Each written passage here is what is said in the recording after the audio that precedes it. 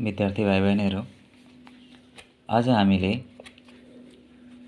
दोस्रो साध्य चाहिँ ज्यामिति अन्तर्गत क्लास 10 ज्यामिति अन्तर्गत चाहिँ कम्पलसरी म्याथमा दोस्रो साध्य अन्तर्गत एउटै आधार र समानान्तर रेखाहरू बीच रहेका एउटा त्रिभुज र अर्को समानान्तर चतुर्भुजको चाहिँ सम्बन्धको बारेमा हामीले अध्ययन गर्नेछौँ। अघिल्लो भिडियोमा हामीले एउटै आधार र उही समानान्तर भनेपछि यसरी योसँग समानान्तर हुने रेखा बीच चाहिँ रहेको दुईटै साचाहरू थियो, अर्थात् यो योसँग समानान्तर यो योसँग समानान्तर थियो। दुईवटै चाहिँ यसरी साचा थियो। यो दुईटै के हुन् त? साचा हुन्। दुईटै समानान्तर चतुर्भुज हुन् जुन एउटै आधार एबी अनि उही समानान्तर रेखा हामी XY लिन सक्छौँ। योसँग सम्बन्धित हाम्रो साध्य थ्योरम थियो, standing on same base between the same parallel line the area of parallelograms are equal भनेर हामीले साध्य प्रुफ गऱ्यौँ।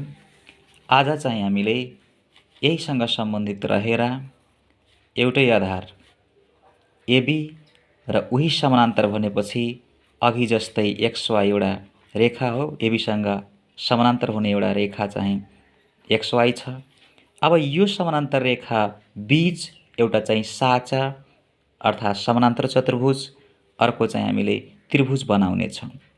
मानौँ यो हामीले आधार एबीलाई नै मानेर हामीले एउटा त्रिभुज बनायौँ भने यही आधारमा रहेर हामीले अर्को एउटा साचा बनाउँछौँ।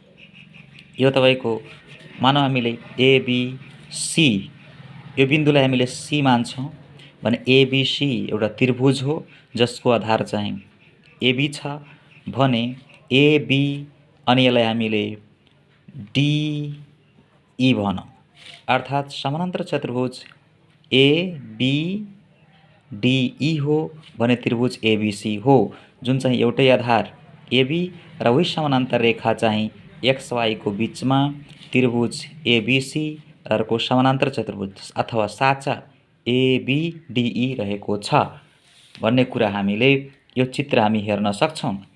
जबकि हामीलाई थाहा छ एउटा त्रिभुजको क्षेत्रफल निकाल्नको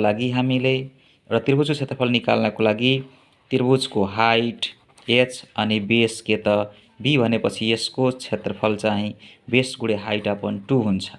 बेस गुणे हाइट अपन 2 हुन्छ भने समानान्तर चतुर्भुजको क्षेत्रफल हामीलाई थाहा छ, निकाल्न पर्यो भने यो बेस हो अनि यो हाइट हो भने यसको चाहिँ बेस इन्टु हाइट गरेर चाहिँ यो समानान्तर चतुर्भुजको क्षेत्रफल आउँछ भने त्रिभुजको क्षेत्रफल चाहिँ बेस इन्टु हाइट अपन 2 गरेर आउँछ। जबकि साचा बेस इन्टु हाइट मात्र अर्थात् आधार गुणे उचाइ मात्र रहेको छ। यसै गरी अब हामीले एउटै आधार र समानान्तर रेखाहरू बीच रहेका त्रिभुज र समानान्तर चतुर्भुजको चाहिँ क्षेत्रफलको सम्बन्धको बारेमा हामीले अध्ययन गर्न गइराखेको छौँ।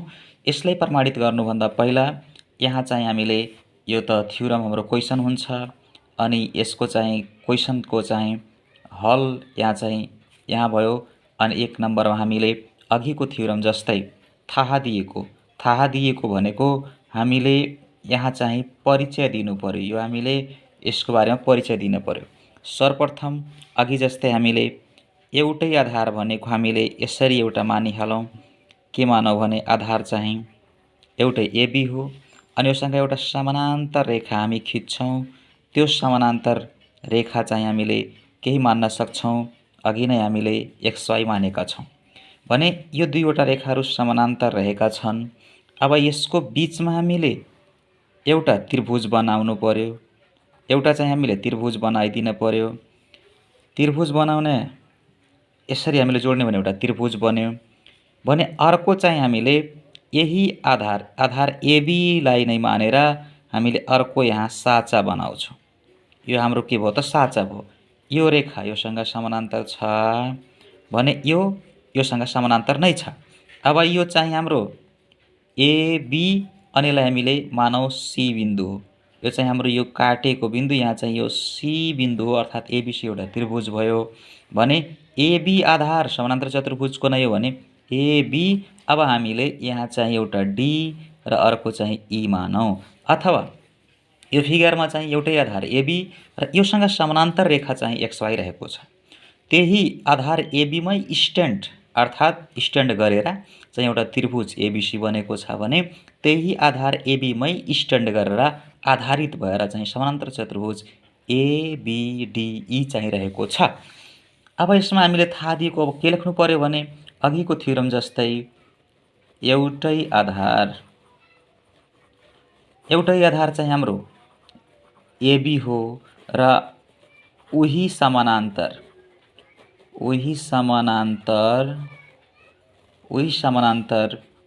रेखा चाहिँ हाम्रो एक्सवाई रहेको छ, जसको बिचमा एक्सवाई अब यसको चाहिँ बिच रहेका त्रिभुज चाहिँ हाम्रो एबिसी र साचाको कुरा गर्ने हो भने साचा एबिडिई रहेका छन्, अथवा त्रिभुज एबिसी हो भने साचा एबिडिई हो। यो चाहिँ यसको परिचय भयो। अब हामीले यसमा प्रमाणित गर्नुपर्ने दोस्रो नम्बरमा के हो भने हामीले के कुरा चाहिँ प्रमाणित गर्ने, त्यो प्रमाणित गर्नुपर्ने हामीले के चाहिँ यसमा प्रमाणित गर्नुपर्ने हो भने त्रिभुजको क्षेत्रफल साचाको क्षेत्रफलको आधा हुन्छ भन्ने कुरा हामीले प्रमाणित गर्नु छ। त्यसको लागि हामीले त्रिभुज एबिसी को क्षेत्रफल भनेपछि आधा छ, कसको आधा छ भने साचा एबिडिई को क्षेत्रफलमा चाहिँ हामीले 2 ले भाग गरिदिने हो भने यो चाहिँ हामीले खासमा प्रमाणित गर्न छ। साचाको आधा नै के त त्रिभुजको क्षेत्रफल हो, यसले के गर्दैछ त प्रमाणित गर्न खोज्दैछ। साचाको क्षेत्रफललाई आधा गर्ने हो भने त्रिभुजको क्षेत्रफलसँग के हुन्छ त बराबर हुन्छ। यो कुरा हामीले प्रमाणित गर्नुपर्छ यो साध्यमा। अब यसमा पनि हामीले तेस्रो नम्बरमा एउटा सानो रचना गर्छौँ। त्यो रचना के हो भने अघिको थ्योरममा हामीले यसको चाहिँ हाइट अब हाम्रो एक्सवाई र एबी को बिचमा चाहिँ एउटा रेखा खिच्छौँ। हामीले एबी र एक्सवाई को बिचमा के गर्ने त पिक्यू हामीले यहाँबाट ठ्याक्कै यसरी एउटा के त पी अनि क्यू जुन के छ त पिक्यू लम्ब छ कोसँग त एबीसँग खिच्यौँ अथवा खिचे भनेपछि हामी गरे पनि हुन्छ, खिचिएको छ वा खिचे लेखे पनि हुन्छ। यसको मतलब के हो भने यो बिचको चाहिँ दूरी अर्थात् यो त्रिभुजको पनि उचाइ पिक्यू हुन्छ, साचाको पनि उचाइ हामी के भन्न पाउँछौँ भने पिक्यू नै भन्न पाउँछौँ। अब हामीले यति गरिसकेपछि यो त्रिभुजको उचाइ चाहिँ पिक्यू भनेर छलफल तपाईहरु बुझ्नुभयो होला। यो पिक्यू के हो भने त्रिभुज एबिसी को पनि उचाइ हो, अर्को चाहिँ साचा एबिडिई को पनि उचाइ पिक्यू नै रहेको छ। अब हामीले यो प्रमाणित गर्नलाई यो त्रिभुजको क्षेत्रफल साचाको क्षेत्रफलको आधा हुन्छ प्रमाणित गर्न। अब हामीले यहाँ चाहिँ प्रमाणहरू लेख्छौँ। के लेख्ने त प्रमाण लेख्छौँ। प्रमाणहरू क्रमशः हामी के गर्छौँ भने लेख्दै जान्छौँ क्रमशः। अनि यहाँ हामीले तथ्यहरू यो तथ्य लेख्ने चाहिँ कारणहरू हामी के गर्छौँ त लेख्छौँ। 1 नम्बरमा हामीले अब हेर्नुस् 1 नम्बरमा हामी के गर्ने भन्ने कुरा बुझ्न जरुरी छ। 1 नम्बरमा हामीले अब हामी त्रिभुजको अथवा साचाको क्षेत्रफल निकालौँ। अघि जस्तै हामीले साचा भनेपछि हाम्रो साचा के हो, साचा चाहिँ हाम्रो एबिडिई हो। साचा एबिडिई को क्षेत्रफल बराबर हामीले अब आधार भनेको एबी अनि उचाइ कति त पिक्यू। क्षेत्रफल यो हुन्छ। कारण के हो भने साँचाको आधार एबी र उचाइ पिक्यू भएकोले यसको उचाइ कति छ त पिक्यू छ, आधार के छ एबी छ। हामीलाई थाहा छ आधार गुणे उचाइ नै के हो त साँचाको क्षेत्रफल हो। अब दोस्रो नम्बरमा हामीले त्रिभुज एबिसी को क्षेत्रफल अथवा एरिया अफ ट्रायंगल एबीसी अर्थात् त्रिभुज एबीसी को क्षेत्रफल भनेको अब बेस इन्टु हाइट अर्थात् आधार गुणे उचाइमा 2 ले भाग गरेपछि यसको क्षेत्रफल आउँछ। हामीलाई थाहा छ त्रिभुज क्षेत्रफल भनेको आधार र उचाइलाई गुणन गरिसकेपछि त्यसलाई 2 ले भाग गरेपछि त्रिभुजको क्षेत्रफल आउँछ, अथवा एबी इन्टु पिक्यू अपन 2 हुन्छ। अब यसको कारण के हो भने त्रिभुजको क्षेत्रफल भनेपछि अब त्रिभुजको आधार एबी र उचाइ पिक्यू भएकोले हामी यो कुरा हामी गर्न पाउँछौँ। आधार कति एबी छ अनि उचाइ पिक्यू भएकोले चाहिँ सो त्रिभुजको क्षेत्रफल यति हुन्छ। अब हामीले तेस्रो नम्बरमा के गर्ने त?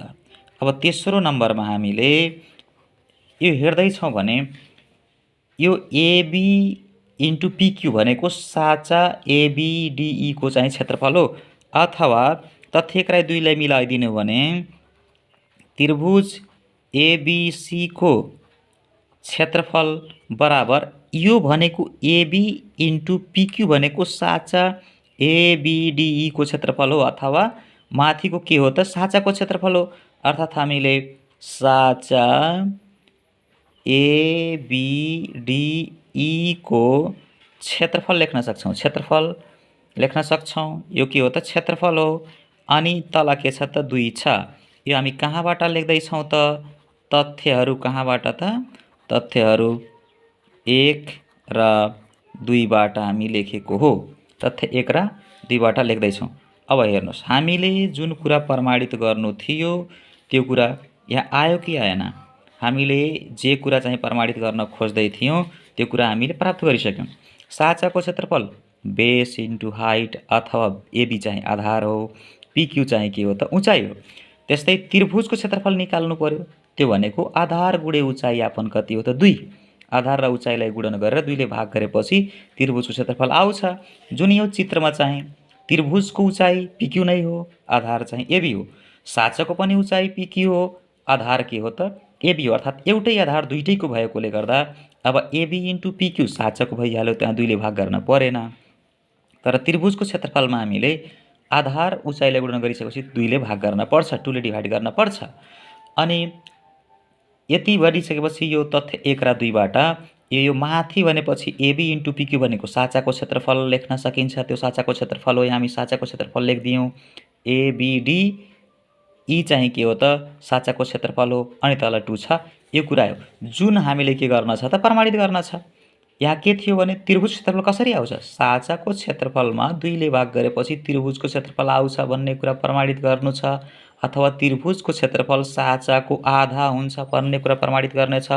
जुन कुरा हामीले यहाँ के गर्यौँ त प्रमाणित गरिसक्यौँ। अनि हामी के लेख्दिने त प्रमाणित भयो भनेर हामी के गर्न पाउँछौँ त लेख्न पाउँछौँ।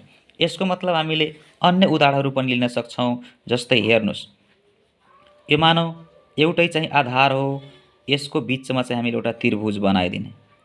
यो चाहिँ एबी हो भइहाल्यो, अनि यो दुईटा के छ समानान्तर छ।